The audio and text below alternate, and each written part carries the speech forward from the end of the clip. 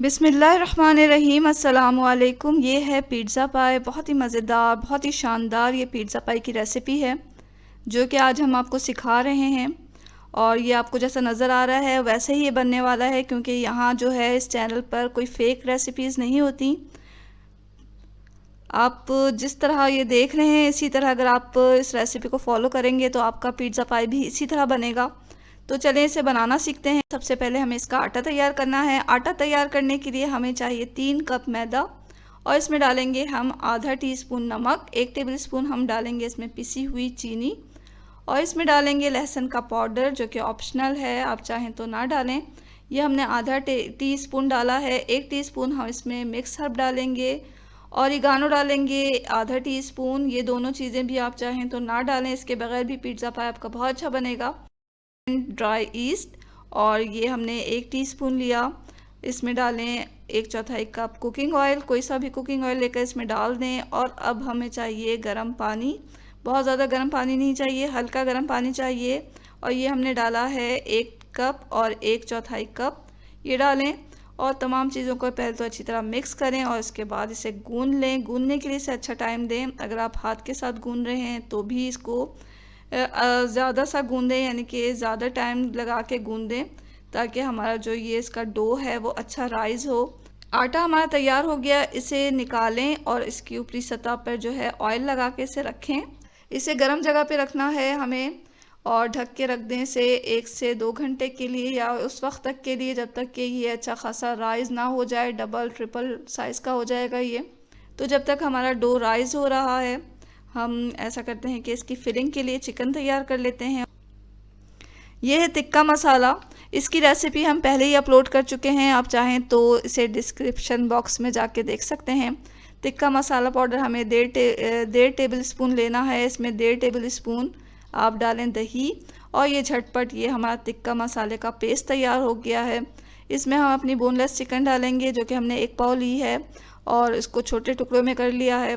ये डालें और झटपट ये हमारा चिकन जो है वो मैरिनेट हो गया।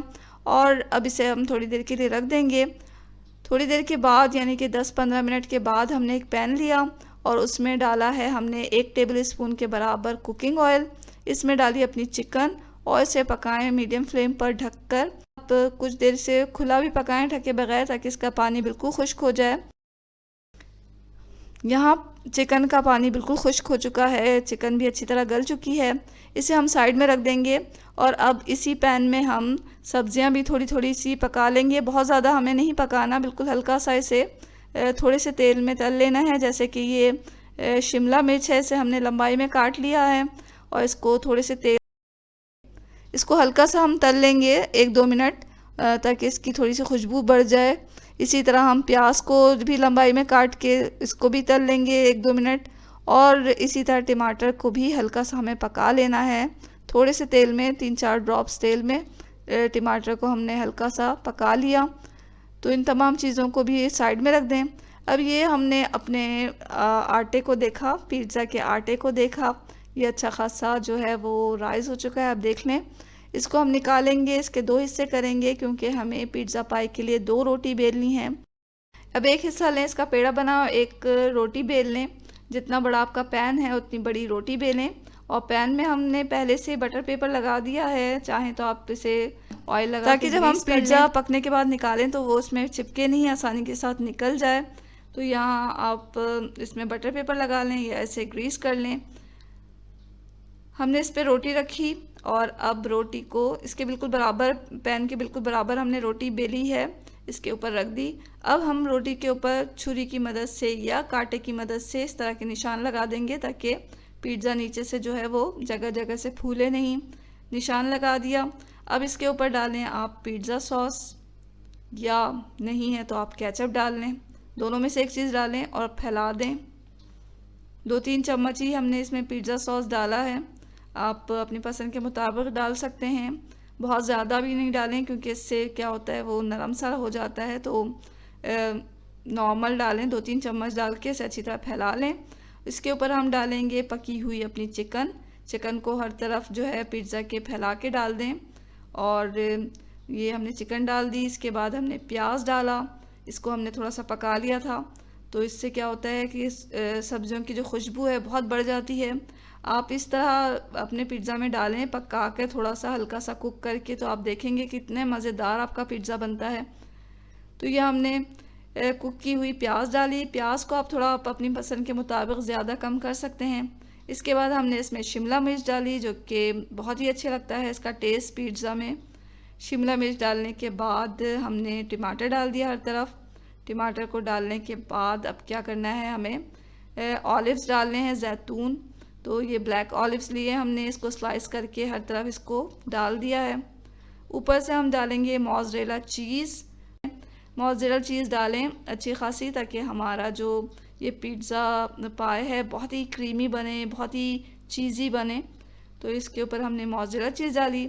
अब हमें डालना है एक और रोटी इसके ऊपर, और इसको कवर कर देना है रोटी से। तो आधा जो हमने आटा बचाया हुआ था उसका पेड़ा बनाएंगे। उतनी ही बड़ी हमने रोटी बेलनी है जितनी पहली बेली थी हमने। तो रोटी बेलें और इसके ऊपर उसको बिछाना है हमें, लेकिन इससे पहले एक अंडा फेंट लें। एक अंडा लेकर फेंटा उसे हमने, और अपने पिज़्ज़ा के किनारों पे अंडे को लगाएं ब्रश की मदद से, और फिर दूसरी रोटी इसके ऊपर रख दें, किनारों से अच्छी तरह इसको चिपका लें। यहाँ दूसरी रोटी डाल के हमने किनारों से अच्छी तरह चिपका लिया।